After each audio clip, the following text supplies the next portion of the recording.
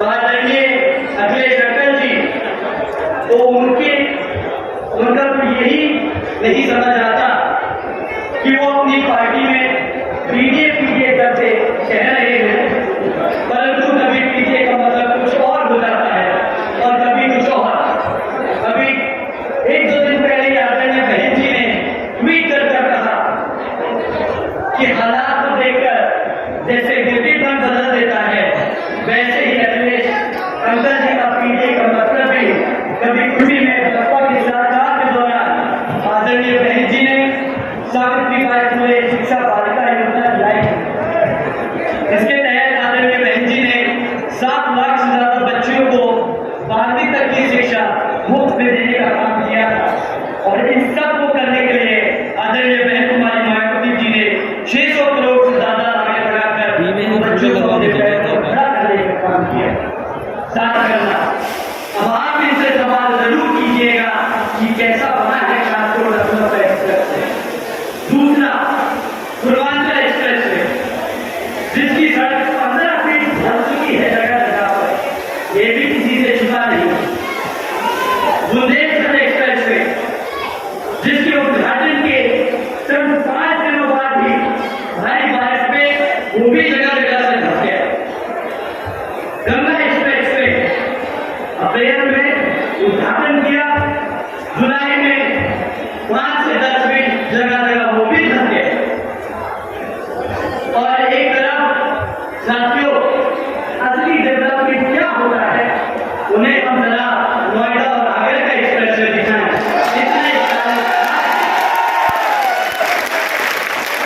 इतने सालों बाद भी आज जो ऐसा का ऐसा ही खड़ा है, एक गद्दा नहीं, जिसे कहते हैं ईमानदार, वफादार और सही तरीके से अगर कोई काम करना चाहे तो मुमकिन है। पीते काटने से डेवलपमेंट नहीं होता, सही मायने से अगर शिद्दत हो तो नोएडा आगरा एक्सप्रेस से जाके दिखाएंगे कोई, उसी पे तो चलते हैं, उसी से तो चलते हैं, दिल्ली आते हैं। उन्हें क्या पता कि वो बताया गया आदरणीय बहन कुमारी मायावती। इनके यहाँ पर दूसरों के काम में रहने देना कोई नया पुराना काम है। ये लोगों के पास ये पुरानी इनकी स्ट्रैटेजी है, दूसरे काम करे, अपना जाके धंधा गाड़ लो, पैसा गाड़ दो। साथियों, तो डेवलपमेंट के नाम पे इन्होंने स्कूल बंद कर दिए, आपका पैसा सड़कों में लगा के उसे धसा दिया, सरकारी अस्पताल जला दिए।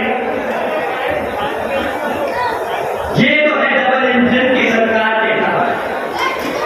साथियों, ये तब हाल है जब सेंटर में भी भाजपा और यहाँ आपके प्रदेश में भी भाजपा। अब आप बताइए, इससे ज्यादा तेल पीने वाला इंजन कहाँ मिलेगा?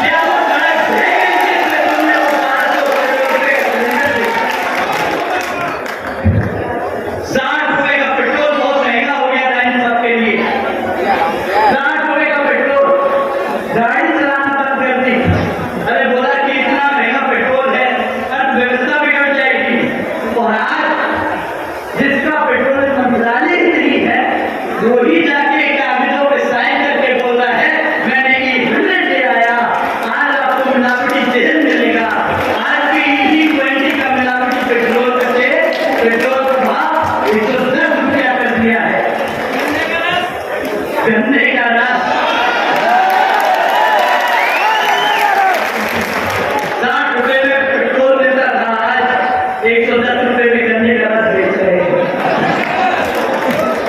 मैंने बहुत लोगों को देखा गन्ने के लाइन के बाहर जाके खड़े होकर बोलते हैं, अम्मा मैंने तेरे को बता दिया है, घर पे 2 लोग आए हैं, उनके लिए थोड़ा सा कैन से ही निकालूंगा, गाड़ी के पेट्रोल टैंक से ही निकालूंगा। ये तो हाल है इनका। साथियों, तीसरा बड़ा महंगाई का मुद्दा इन्होंने बहुत ज्यादा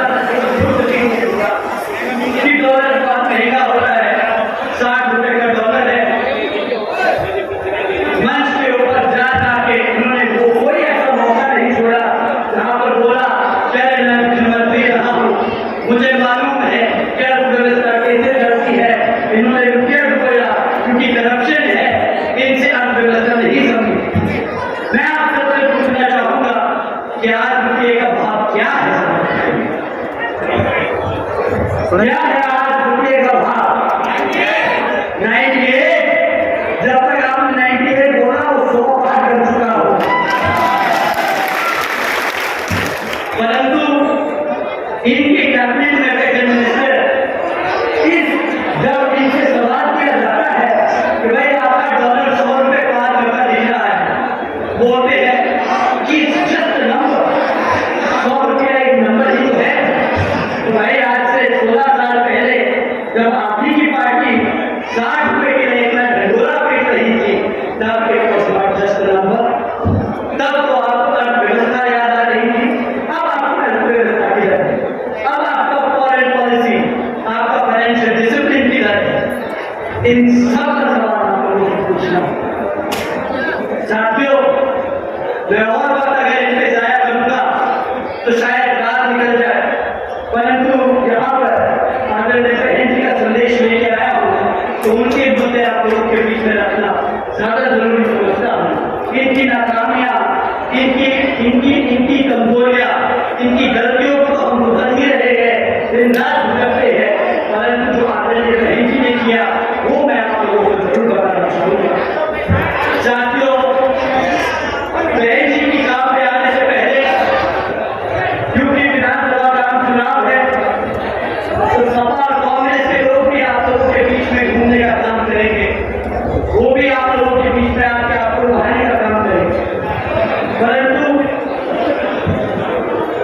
ये दोनों ही पार्टियां, चाहे कांग्रेस हो या बीजेपी, दोनों ही पार्टियां एक ही सिक्के के 2 पहलू हैं। आदरणीय बहन जी, आप सबको इनके बारे में आगाह करती आई। साथियों, जो नीतियां, जिन नीतियों पे भाजपा आपके प्रदेश में काम कर रही है, तो जिस जगह कांग्रेस सत्ता में आसीन है अपने प्रदेशों में, वो भी उन्हीं नीतियों पे अपने राज्य में सत्ता चला रही है। तो इनके काम कुछ अलग नहीं। या कि आपके सामने लाल किताब पर वो ढंढोरा पीटेंगे, बोले कि हम कॉन्स्टिट्यूशन के रक्षक है, वो किताब कभी से भूल जाए तो पता चले वो खाली बनने हैं, बस नाम का कॉन्स्टिट्यूशन। वो किताब में उनकी तरह ही है, अंदर से खाली, सिर्फ बाहर से ढिंडोरा और ढूंढ करने के लिए बहुत अच्छी है। जब से 2-2.5 साल से ये लोग पार्लियामेंट होते हैं, तब से कितनी बार आपके संविधान को बचाने के लिए उन्होंने आवाज उठाई कि आप सब दे दो। तो साथियों, कांग्रेस के लोग उसी थाली के चट्टे बट्टे हैं, आज इधर तो कल उधर, अभी बीजेपी को कोसेंगे, कल वही काम आपके सत्ता में आकर वही काम आपके खिलाफ है। तो कांग्रेस पार्टी के राहुल अंकल है, वो आए दिन हर मौके पर बाबा साहब डॉक्टर भीमराव अम्बेडकर जी की बात करते हैं, परंतु जिन प्रदेशों में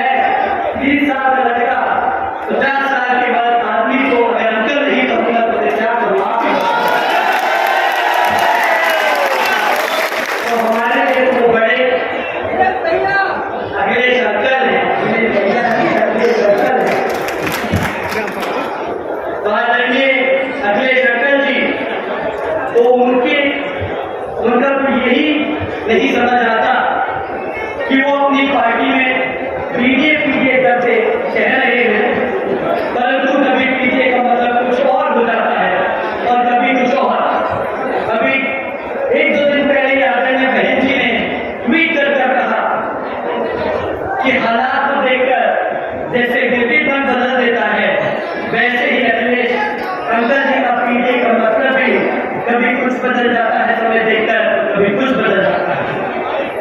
साथियों, अगर आप पूरा 2012 से 2017 का शासनकाल को अगर आप याद करें तो उनकी सरकार के दौरान सत्ता में संभालते ही एक छेड़छाड़ के विवाद से पूरा मुजफ्फरनगर में इतना खतरनाक दंगे का रूप ले लिया था कि 40 से ज्यादा लोगों की मौत हो गई थी और पूरे प्रदेश में उस साल 850 से ज्यादा दंगे हुए और 130 से ज्यादा लोगों ने अपनी जान खोई। इतना ही नहीं साथियों, बहन जी की सरकार में बहुजन महापुरुषों के नाम पर किए गए जिले जो बहन जी ने बनाए थे वो 2012 में भारतीय अखिलेश जी की सरकार ने एक एक कर सारे नाम मिटाने का काम किया। काशीराम नगर को वापस कासगंज कर दिया, महामाया नगर को वापस हाथरस कर दिया, रामाबाई नगर को वापस कानपुर देहात बना दिया, छत्रपति शाहू जी महाराज नगर को वापस गोरखगंज कर दिया, ज्योतिबा फुले नगर को वापस अमरोहा बना दिया और पंचशील नगर को वापस हापुड़ कर दिया। साथियों, ये सिर्फ नाम बदलना नहीं है, इन सभी महापुरुषों के नामों से हमारा इतिहास जुड़ा है। हमारे महापुरुषों के नाम पे रखे गए ये महानगर, इनके महानगरों के नाम लेकर हमारे बच्चे अपना इतिहास याद करते हैं, वो गर्व महसूस करते कि हमारे महान संतों गुरुओं ने भी काम किया उनके नाम में भी महानगर। परंतु इनका असली चेहरा आप लोगों के सामने आ गया था जब इन्होंने सत्ता में अपना काम कदम रखा। इन्होंने वो सारे नाम बदल के वापस वही कर दिए, हमारे महापुरुषों का आदर सम्मान नहीं किया। एक तरफ तो पीडीए करते हैं, जब सरकार से बाहर होते हैं वापस आना चाहते हैं, और जब सरकार में थे तो हमारे महान संतों गुरुओं का आदर सम्मान न कर पाए। एक तरफ बीजेपी, कांग्रेस और सपा जो गरीबी विरोधी नीतियों पर चल रही है, और दूसरी तरफ हमारे आदरणीय बहन कुमारी मायावती जी की नीतियां जिसके तहत चलकर यूपी में बसपा की सरकार के दौरान आदरणीय बहन जी ने सावित्रीबाई फुले शिक्षा बालिका योजना चलाई। इसके तहत आदरणीय बहन जी ने 7 लाख से ज्यादा बच्चियों को 12वीं तक की शिक्षा मुफ्त में देने का काम किया था, और इन सब को करने के लिए आदरणीय बहन कुमारी मायावती जी ने 600 करोड़ से ज्यादा आगे बढ़ाकर बच्चों को बड़ा करने का काम किया। साथियों, अगर जिसके दिल में अपने बच्चों को, अपने समाज को, सब समाज के बच्चों को आगे बढ़ाने की इच्छा हो तो उसके लिए पैसों की कमी नहीं होती। हमारे समाज के लोग, भारत के उत्तर प्रदेश के लोग इतना टैक्स का पैसा जमा कर सकते हैं कि हमारे समाज के लोग, हमारे गरीबी जो रेखा से नीचे है, जो गांव देहात में रहते हैं, उनके बच्चों को पढ़ाने के लिए पैसा हो सकता है। इतना ही नहीं साथियों, आदरणीय बहन जी ने अपने शासनकाल के दौरान 6 engineering colleges, 2 homeopathic colleges, 24 polytechnic colleges, 2 paramedical colleges, 6 university, 2 से अधिक ITI, डिग्री कॉलेजेस, 100 से अधिक ITI, 550 से ज्यादा हाई स्कूल और 5,500 से ज्यादा प्राइमरी स्कूल बनाने का काम किया था। ये सब साथियों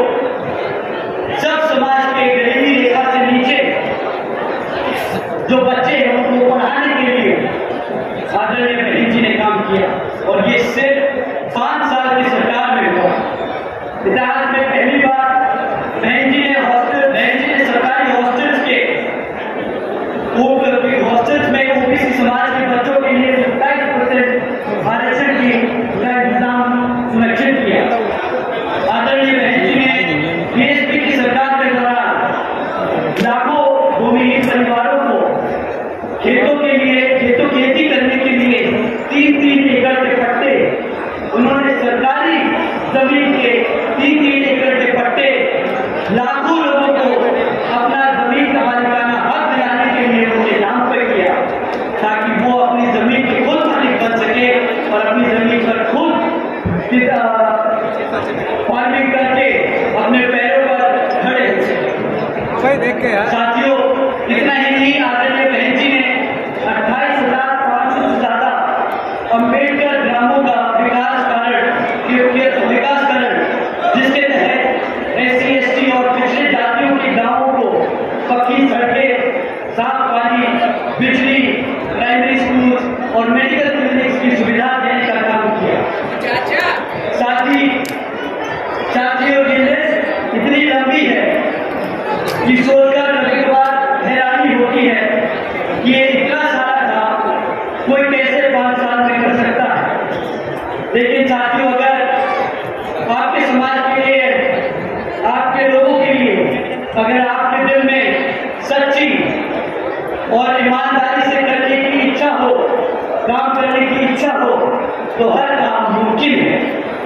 जैसे आदरणीय बहन जी ने अपने 5 साल के शासनकाल के दौरान ही 90,000 से ज्यादा शिक्षकों को सरकारी नौकरी दी, 1 लाख से अधिक सरकारी कर्मचारियों को रोजगार दिया, 2 लाख से अधिक जवानों को पुलिस फोर्स में भर्ती किया, 30 लाख से अधिक सब समाज के कमजोर वर्गों के लोगों को विभिन्न सरकारी नौकरी देने का काम किया। इतना ही नहीं, बल्कि बहन जी के शासनकाल के दौरान भाजपा की सरकार ने कृषि एवं संबंधित कार्यों में मिनिमम वेज को 55 रुपए से बढ़ाकर 100 रुपए प्रतिदिन किया और अन्य पिछड़े वर्गों के लोगों की बीमी रह की वार्षिक आय को भी 3 लाख रुपए से बढ़ाकर 5 लाख रुपए करने का काम किया। साथ ही आदरणीय बहन जी ने गन्ना खरीदी के दाम भी लाखों लाख दुगने कर दिए और किसानों को मुफ्त में बोरे और बिजली का सब्सिडी कनेक्शन करके उन सबको खेती बाड़ी करने के लिए आगे बढ़ाया। साथियों, मैंने अभी कुछ दिन पहले पढ़ा कि भाजपा की सरकार के दौरान चलते हुए हमारे किसान भाइयों का कई 100 करोड़ रुपया आज भी सरकार पे बकाया है। उन्हें वो पैसा उनकी मेहनत का भी देना बाकी है, परंतु आदरणीय बहन कुमारी गांधी जी के शासनकाल में हमारे किसान भाइयों का हिसाब सबसे पहले क्लियर किया जाता था। उनको कभी भी अपनी मेहनत की कमाई के पैसों के लिए इंतजार नहीं करना पड़ा। साथियों, BSP यूं ही अपने आप को सर्जन हिताय की नीति पर चलने के आधार पर चलने वाली पार्टी नहीं है। उन्होंने हमारी पार्टी ने 4 बार के अपने शासनकाल में ये सब कार्य करके दिखाए। और रही बात सब समाज को जोड़ने की, तो साथियों, मैं आप लोगों से एक बात जरूर कहना चाहूंगा कि BSP यूं ही अपने आप को सब समाज की पार्टी नहीं कहती। आप उस विचारधारा पर, हम उस विचारधारा पर अमल भी करते हैं। जैसा कि आप सबको मालूम होगा कि अभी कुछ दिन पहले ही श्री उमाशंकर जी, कुछ दिन पहले ही उनका निधन हो गया। वे BSP के विधायक रहे और आदरणीय बहन कुमारी जी के छोटे भाई और एक सच्चे क्षत्रिय भी थे। उन्होंने जीवन के आखिरी समय तक आदरणीय बहन कुमारी मायावती जी का साथ नहीं छोड़ा। बहुत मुश्किलें आई सपा की सरकार में और भाजपा की सरकार में, उन्हें बहुत परेशान किया गया, झूठे मुकदमे लगाए गए, लेकिन वह चट्टान की तरह आदरणीय बहन जी के साथ खड़े रहे। असली ठाकुर थे वो। पार्टी मौकों पर कौन कितना पाला बदलता है, ये हमारे यूपी के लोग बखूबी जानते हैं। बहुजन समाज पार्टी के इसी तरह राष्ट्रीय महासचिव आदरणीय श्री सतीश चंद्र मिश्रा जी भी हैं, जो हर मुश्किल में, हालात में वो भी बहन जी के साथ खड़े रहे। वो कभी भी छोटे लालच में आकर चाहे कितना भी बड़ा समय रहा, उन्होंने कभी भी पार्टी को धोखा नहीं दिया। उनकी तरह ही आज भाजपा मौजूद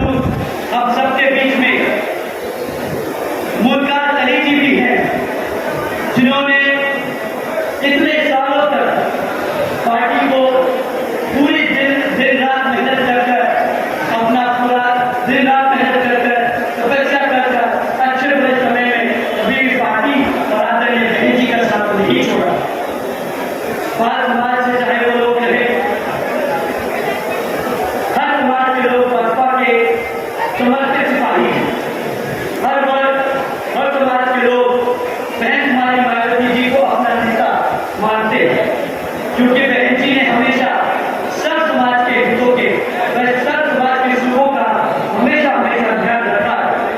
आप प्रदेश के किसी भी कोने में जाकर आप ये पूछ सकते हैं किसी भी महिला से, किसी भी शख्स से कि आदरणीय बहन जी के शासनकाल में क्या आप सुरक्षित थे, तो वो आपको पलट कर एक ही जवाब देंगे कि हमें सुरक्षित आदरणीय बहन जी के शासनकाल में ही महसूस होता है।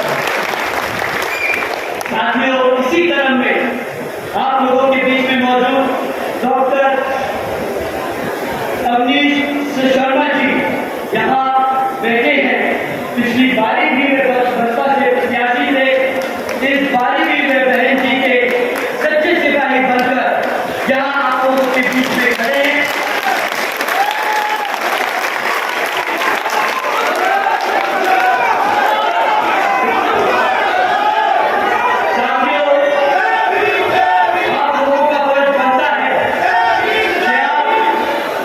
डॉक्टर अवनीश शर्मा जी का पूरा साथ देकर उनके हाथ मजबूत करें, उन्होंने जिताकर लखनऊ भेजने का काम करें, ताकि वो फिर आपके आदरणीय बहन कुमारी मायावती जी को पांचवी बार उत्तर प्रदेश का मुख्यमंत्री बना सके।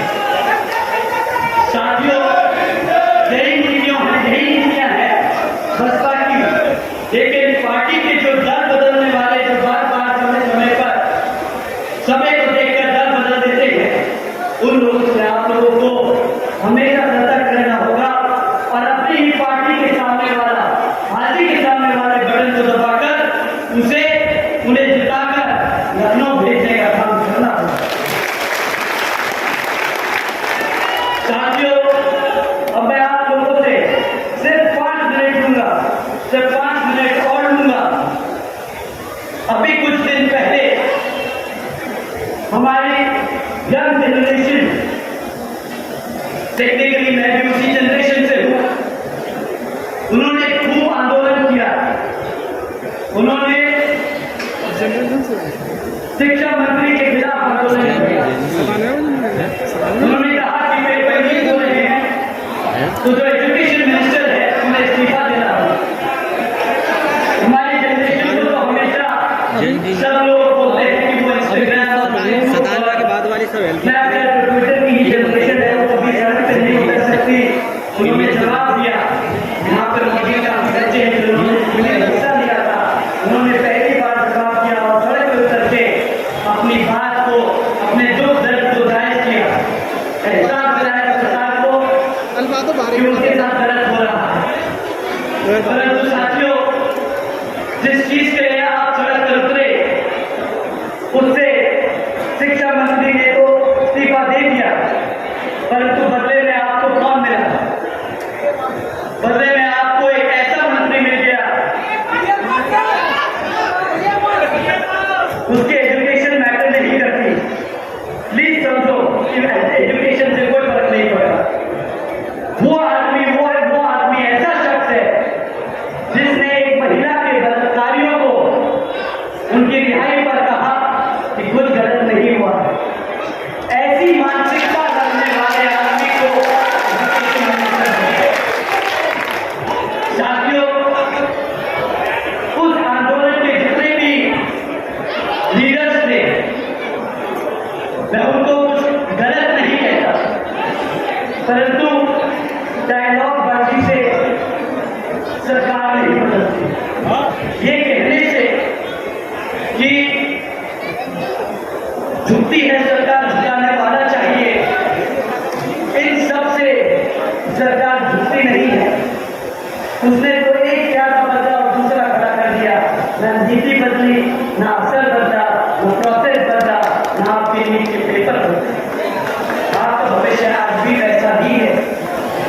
साथियों, अगर आपको सही मायने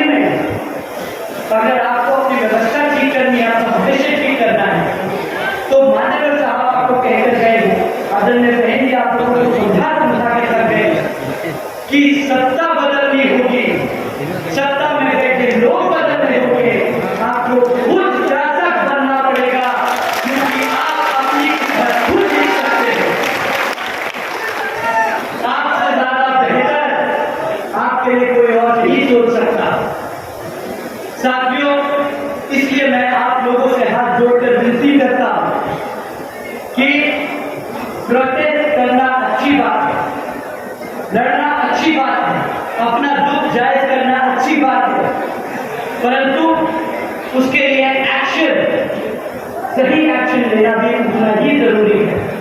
सही एक्शन है सही नेता चुनना, सही पॉलिटिकल पार्टी चुनना जो आपके अधिकारों के लिए लड़े, जो आपके भविष्य के लिए लड़े, आपके बच्चों के लिए लड़े, आपको आपकी जिंदगी में आगे बढ़ाने के लिए लड़े।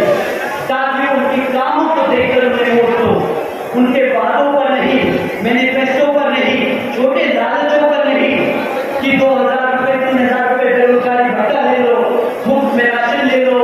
ये सब फर्जी बातें हैं, ये सब बेकार की बातें हैं। आप सबको अगर अपना भविष्य खुद सुधारना है तो अपनी राजनीतिक ताकत आपको खुद बनना होगा, अपनी पार्टी को खुद चुनना होगा, अपनी आदरणीय बहन जी के कामों पर समझो, वोट देकर उन्हें दोबारा सत्ता में लाओ ताकि वो आपके भविष्य के लिए काम कर सके। साथियों, इन्होंने एक नया प्रोपेगेंडा चालू किया है, वो मिनट का, कि इन्होंने अब ये चालू किया कि जो यंग जनरेशन है उनके पास रोजगार नहीं, उनके पेपर नहीं, उनके पास काम धंधा नहीं, वो बेरोजगार घूम रहे हैं, तो उनको आपस में उलझाने के लिए, लड़ाने के लिए क्या नया प्रोपेगेंडा खड़ा किया जाए। तो उन्होंने एक नया प्रोपेगेंडा खड़ा किया कि आरक्षण हटाओ, आरक्षण हटाओ। तो उन्होंने तो गरीबी हटाओ मंत्र बना दिया। आरक्षण का सही मायने में एक समता मूलक समाज बनाने का काम है, ना कि गरीबी हटाने का काम है। मैं एक छोटा सा एग्जाम्पल देता हूं मेरे सभी युवा साथियों को। आरक्षण चलता कैसे? आप एक बात बताओ कि जब आज से 20 साल पहले आपके जो माँ बाप हैं, 25 साल पहले जो आपके बड़े भाई बहन हैं, वो वर्कफोर्स में आ रहे थे, तब स्कूल में, कॉलेजेस में कितनी सीटें थी? हाइपोथेटिकली के लिए मैं कहता हूं कि 100 सीटें थी, आपको समझाने के लिए। तब पढ़ने वाले बच्चे सिर्फ 100 ही थे, उसमें से 20% को आरक्षण देना था। तो जो बच्चे कमजोर थे, जो पढ़ लिख नहीं पा रहे थे, जिनके पास सही सुविधा नहीं थी, उनको भी वो सीटें मिल गई ताकि वो भी पढ़ लिख कर आगे बढ़ सके। परंतु पिछले 20-25 सालों में क्या हुआ कि वो जो 100 सीटें थी वो घटकर आज 50 रह गई, क्योंकि इन्होंने स्कूलों को बंद करने में कोई कमी नहीं छोड़ी। और हमारे जो बच्चे पढ़ने वाले थे वो 100 से बढ़कर आज 200 हो गए। तो फिर सबके हिस्से में आएगा क्या? भाई आरक्षण तो 20% ही है, अब वो 50% सीटें, जो 50 सीटें रह गए, अब उस पर 20% कटेगा, और जो पहले 100 लोगों में बटना था अब 200 लोगों में बटेगा। और फिर ये लोग कहेंगे कि देखो आरक्षण की गलती है, इसलिए तुम्हारे समाज के, आपके बच्चों को पढ़ने लिखने का मौका नहीं मिल पा रहा, क्योंकि आरक्षण की वजह से जो बच्चे पढ़ लिख नहीं पा रहे, या आरक्षण की वजह से आपकी सीटों का छीना जा रहा है। साथियों, ये नया प्रोपेगेंडा है। अगर ये लोग स्कूलों में सीटें बढ़ा दे, अगर ये रोजगार दे दे, तो आरक्षण कोई मुद्दा नहीं है। आरक्षण कमजोर समाज से आने वाले बच्चों को एक बराबरी का मौका देने के लिए व्यवस्था तय करी थी आदरणीय बाबा साहब भीमराव अम्बेडकर जी ने, ना कि गरीबी हटाओ योजना।